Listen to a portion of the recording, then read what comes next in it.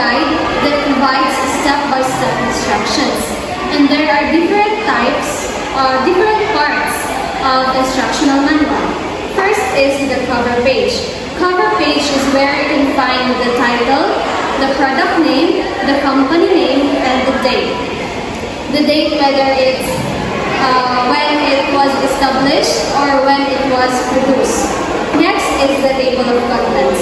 Table of contents is where you can see the lists of sections and its page numbers. So if you want to go to the setup section, so you will go first to the table of contents so you can easily find what page is the setup section. Next is the introduction. The introduction is the purpose of the product and the intended users of the product. Next is the safety information.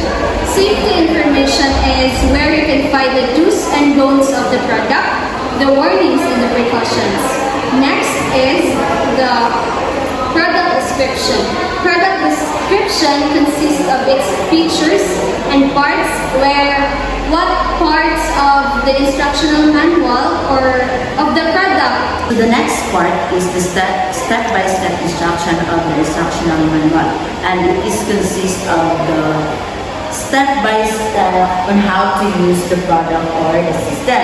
And the next is the troubleshooting, where you can see the frequently asked question or the facts in instructional manual. Next is the customer support, where you can see the warranty of your product or the contact services of the particular company.